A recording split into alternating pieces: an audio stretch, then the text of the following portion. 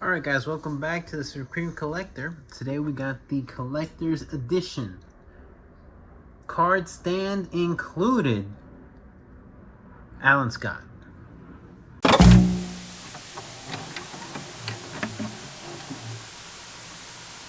So maybe you're thinking, hey, you're making a pretty big deal about this card stand. Well, McFarlane did.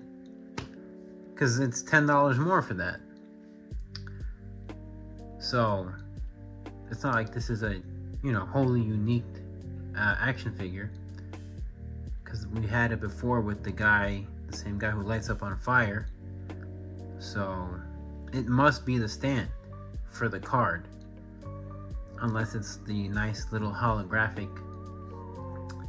Oh, sorry, I forgot to mention the nice little silver on the black base.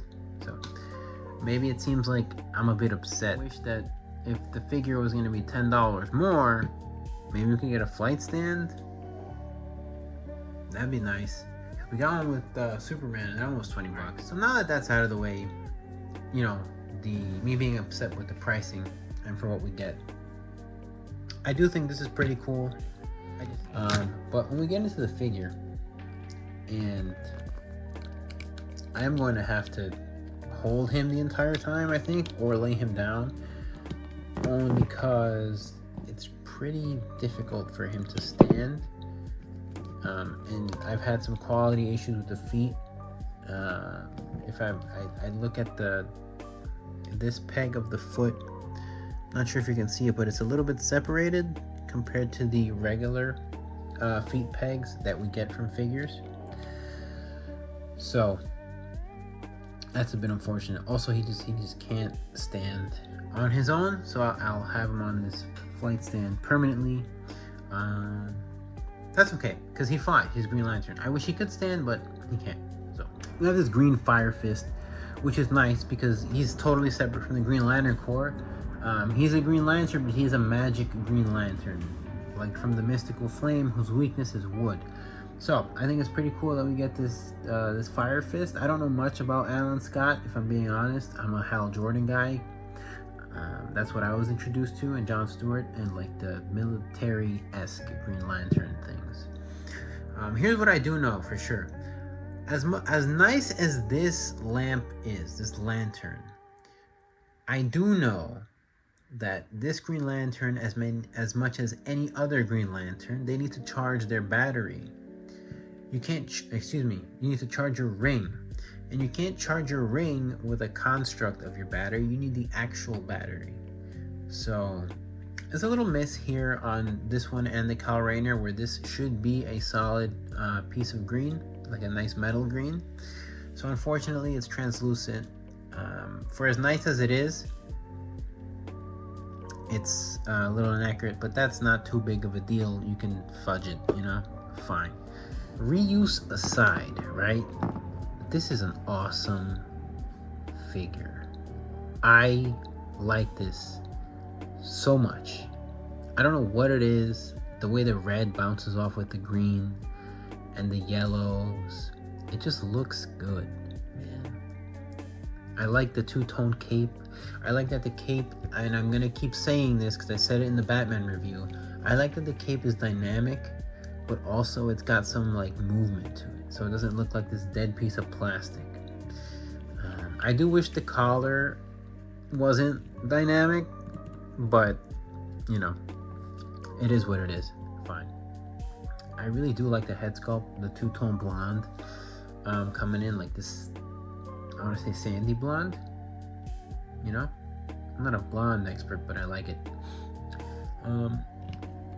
And I like the tones of the reds. I'm not like an expert in paint or anything, but just what they did, I think looks really good.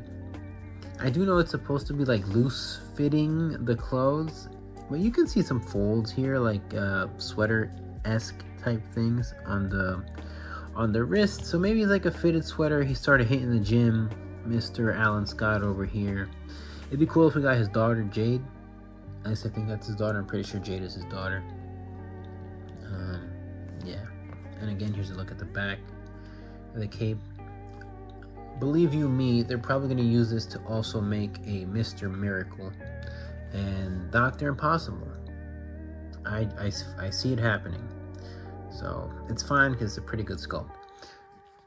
Alright, so let's go over the articulation, right? His head looks up. It's on its own, fantastic. Right? His capabilities to look up is there. Down, not so much on its own. But it still does the solid job. You get that little like tilt thing that we like to see with our Batmans to give it a little bit more expression. Side note, I like how nice the eyes look coming behind the mask. I know they're whited out, but they look fantastic.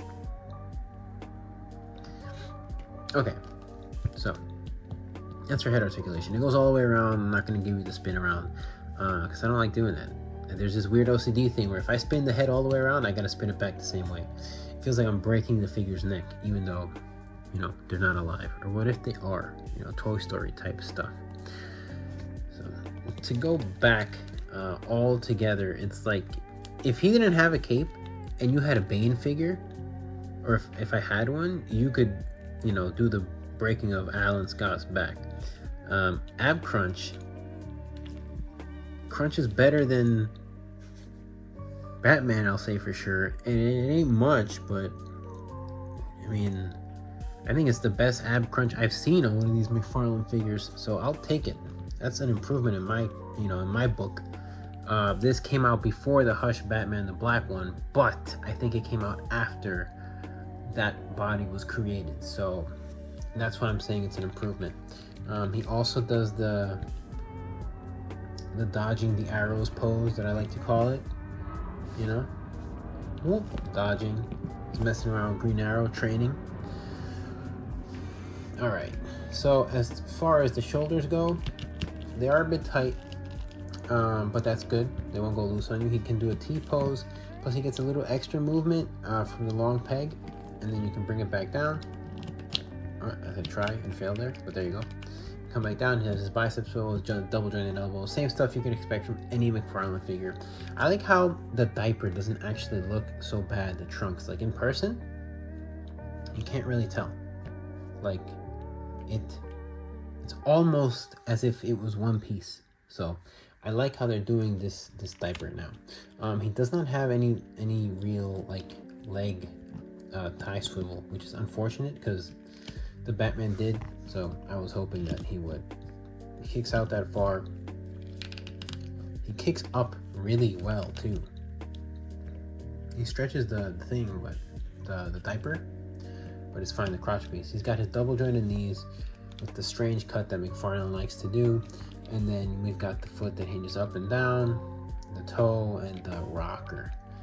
So it's nice. I can't believe he's actually better articulated than Batman. Because Batman needs the articulation more. He doesn't fly. He needs to crouch and whatnot. But unfortunately, also like Batman, he can't stand that well on his own. And since we have this nice special edition shiny DC stand, it's such a shame that it doesn't fit his foot. But I got this flight stand, so I'll be using that. So as much as it may sound like I'm talking bad about this Alan Scott, I really enjoy it. It's just I wish it wasn't the $30 that it was, because